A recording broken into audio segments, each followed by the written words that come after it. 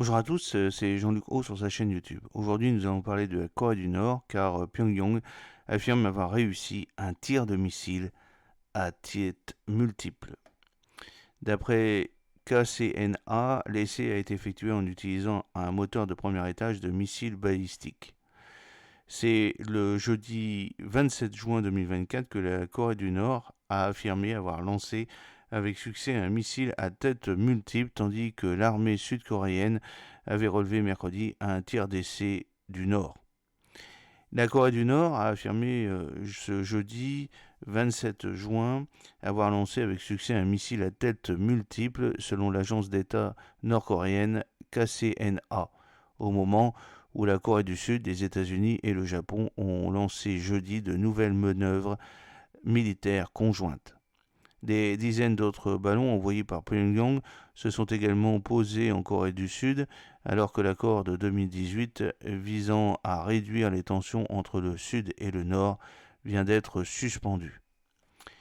Alors il y a des progrès technologiques indéniables au Nord. Le régime nord-coréen a mené avec succès le 26 juin 2024 un test de séparation et de contrôle d'ogives mobiles individuelles, a indiqué l'agence KCNA, précisant que les ogives séparées ont atteint 3 cibles coordonnées. Ce tir, selon KCNA, visait à tester la capacité MIRV, Multiple Independently Targetable Round-Tree Vehicle Technology, c'est-à-dire la capacité de tirer plusieurs ogives indépendantes à l'aide d'un seul missile balistique.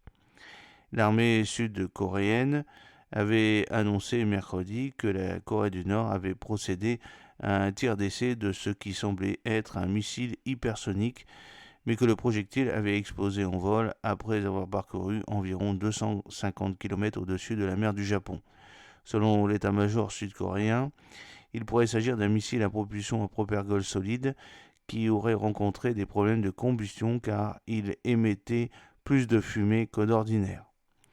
D'après KCNA, l'essai a été effectué en utilisant le moteur du premier étage d'un missile balistique à combustible solide de portée intermédiaire dans un rayon de 170 à 200 km. L'efficacité d'un leurre séparé du missile a également été vérifiée par un radar antiaérien, a affirmé l'agence. Pyongyang fait l'objet d'une série de sanctions des Nations Unies depuis son deuxième essai nucléaire en 2009, mais poursuit le développement de ses programmes nucléaires et d'armement.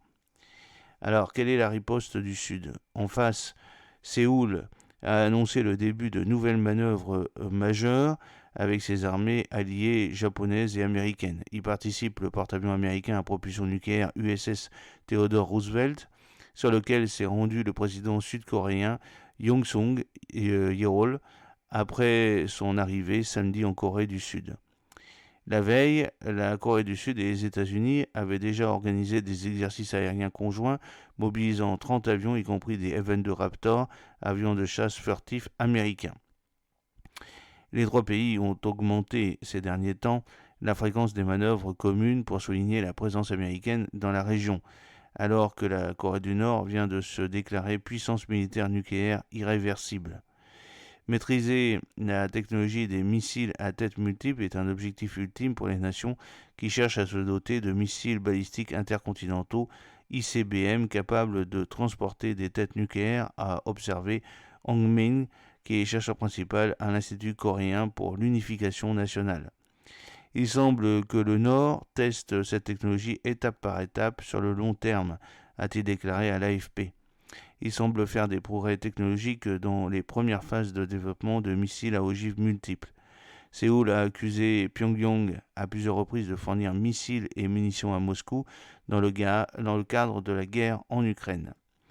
À la suite de l'accord de coopération signé la semaine dernière par Vladimir Poutine et Kim Jong-un, la Corée du Sud avait annoncé reconsidérer une politique de longue date qui lui interdit de vendre des armes à des pays impliqués dans un conflit actif pour pouvoir aider l'Ukraine.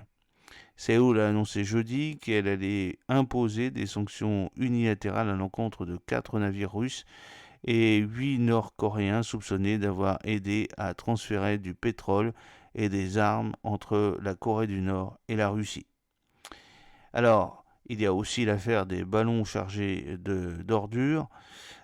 Outre les essais de missiles, la Corée du Nord a récemment innové dans ses méthodes pour importuner son voisin du Sud en envoyant de l'autre côté de la frontière des centaines de ballons chargés d'ordures et d'excréments d'animaux en réponse à une campagne de propagande de militants sud-coréens.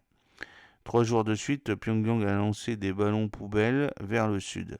Selon l'armée sud-coréenne, environ 70 ballons ont atterri jeudi matin, principalement dans la province de Gyeonggi, dans le nord du pays et dans la région de Séoul. Ils ont contraint l'aéroport d'Incheon desservant Séoul à fermer brièvement. La charge utile est d'environ 10 kg.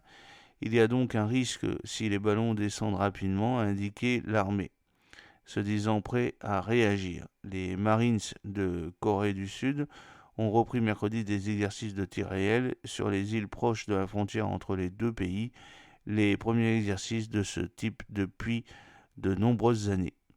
J'espère que cette petite vidéo vous a plu. N'oubliez pas de cliquer sur le pouce pour la promouvoir, de vous abonner si ce n'est pas encore fait et de partager cette vidéo sur vos réseaux sociaux. A très bientôt, fidèlement, Jean-Luc O.